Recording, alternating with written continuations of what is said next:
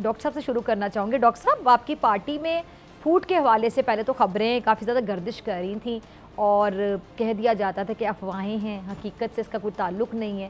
लेकिन अब तो बड़ा खुलकर सामने आ रही हैं चीज़ें कि ग्रुपिंग हो रही है, धड़ेबाजी हो रही है। फवाद चौधरी साहब के जो इंकशाफात हैं वो आपने भी सुन लिए होंगे। बिस्मिल्लाहिर्रहमानिर्रहीम, यका नाबुदु व यका नस्तईन। देखिए, जहाँ 4 बंदे होते हैं वहाँ दरमियान में डिफरेंस ऑफ ओपिनियन हो जाता है तो 2 ग्रुप्स बन जाते हैं। या अगर 10 बंदे होंगे तो वहाँ पे हो सकता है डिफरेंस ऑफ ओपिनियन 3 हो जाएँ तो 3 ग्रुप बन जाएँगे या 2 ग्रुप बन जाएँगे। हुँ। ये ये देखिए, पाकिस्तान में जो इतनी पॉलिटिकल पार्टीज़ हैं, at the end of the day हम सारे पाकिस्तानी हैं ना, हम लोगों का पॉइंट ऑफ व्यू डिफरेंस है, तो इतनी ज़्यादा धड़े बन गई हैं या इतने ज़्यादा ग्रुप्स बन गई हैं, इतने ज़्यादा पॉलिटिकल पार्टीज़ बन गई हैं। यही चीज़ अगर आप किसी भी जगह देख लें, अगर आप पीएमएलएन के अंदर देख लें, वहाँ पे भी आपके पास 2 स्कूल ऑफ थॉट आएँगे।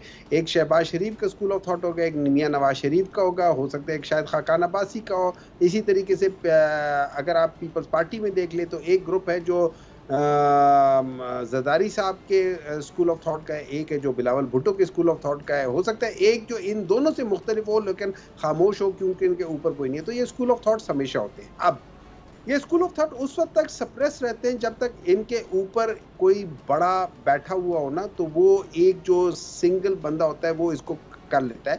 अब पीटीआई में ये हमेशा से ज़रा था, और हमारे उसमें ज़रा ज़्यादा इसलिए था कि हम लोग जनरली सारे के सारे एक आज़ाद ख़्याल वाले लोग आए थे। हम लोग वो टिपिकल सियासतदान नहीं थे। हम लोग अपने-अपने एक आइडियोलॉजी के लिहाज से आए थे, लेकिन हम लोगों की सोचों में फ़र्क था कि भाई ये है। और ख़ास तौर पे जब 2013 के बाद 2011 के बाद जब जो नए इंडक्शंस हुई थी उसमें और वो जो पुराने जिसको हम कहते थे ओल्ड गार्ड्स, इनके दरमियान में काफ़ी ज़्यादा डिफरेंस हुआ था। फिर over the period of time कुछ बीच में मिक्स हो गया, कुछ नहीं हुआ। तो वो चीज़ अपनी जगह पे है। अब उसमें आप ये कहें कि क्या ये लोग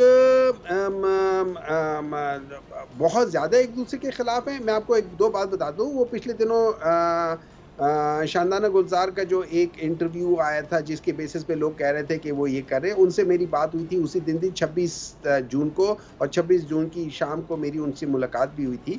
तो उन्होंने खुद भी डिनाई किया था कि नहीं ऐसी कोई बात नहीं है, मैंने ये कहा था, लेकिन उसकी ये करेक्शन मैंने खुद ही कर दी थी और सब कुछ कर दिया था। तो वो सारी अपनी जगह पे है। क्या उनके दरमियान में और बाज़ लोगों के दरमियान में डिफरेंस ऑफ ओपिनियन है? डेफिनेटली है। मेरे भी पास चीज़ों का 1 आध 2 कमेटी में जब मैं बैठा होता हूँ, तो जब मैं अपनी बात करता हूँ तो वो कहते हैं कि जी ऐसा-ऐसा। मैं कहता हूँ देखिए, आपने जो डिसाइड करना है आप डिसाइड कर लें। मेरा पॉइंट ऑफ व्यू ये है and I differ with your point of view, but I will honour whatever जो एंड में कमेटी डिसाइड कर लेती है, हम उसके साथ चलेंगे। लेकिन मेरा उसके खिलाफ पॉइंट ऑफ व्यू था। मैं हमेशा से जहांगीर तरीन को सेक्रेटरी जनरल बनाने के खिलाफ था। चाहे इवन मुझे इमरान खान ने कहा था कि यार आप लोग वोट दे दो, मैंने नहीं वोट दिया था। तो मेरा डिफरेंस ऑफ ओपिनियन है, लेकिन जो पार्टी डिसाइड करेगी उसके साथ चलना मेरी ज़िम्मेदारी है, मेरे ऊपर फ़र्ज़ है कि मैं उसके साथ चलूँ, या कोई ऐसा कोई प्रॉब्लम नहीं है।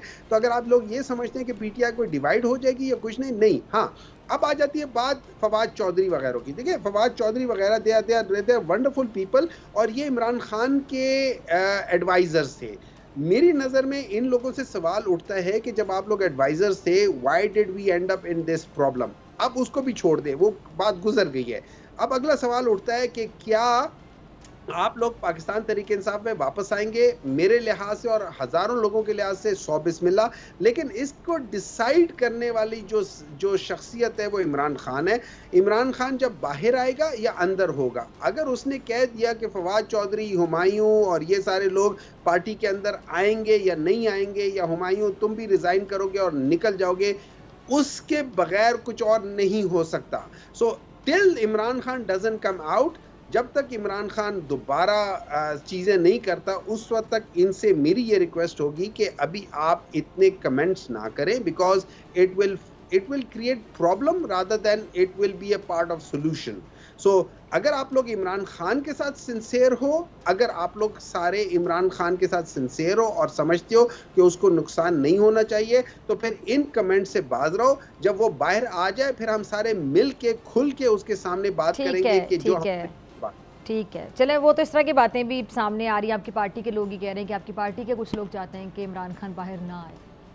क्योंकि हर किसी को अपनी अपनी पड़ी हुई, सब लालच में, छोटे लोग, इस तरह के अल्फाज का भी इस्तेमाल किया जा रहा है। दिलों के हाल अल्लाह ताला बेहतर जानता है, दिलों के हाल अल्लाह ताला बेहतर जानता है। अगर ये समझता है कि जी ये नहीं चाहते, वो नहीं चाहते, हाँ उनके सामने किसी ने बात की है तो फिर जरूर बोले, लेकिन अगर कोई ये प्रिज्यूम कर रहा है, प्रिजम्पशन के बेसिस पे कर रहा है, सो मैं उनसे अगेन रिक्वेस्ट करूंगा, प्लीज डू नॉट प्रिज्यूम, क्योंकि प्रिजम्पशन में तोहमत आ जाती है, उसके अंदर सच्चाई नहीं होती, तो आप ऐसी बातें ना करें। ठीक है जी। सब्सक्राइब करें और बेल दबाएं ताकि कोई खबर रह न जाए।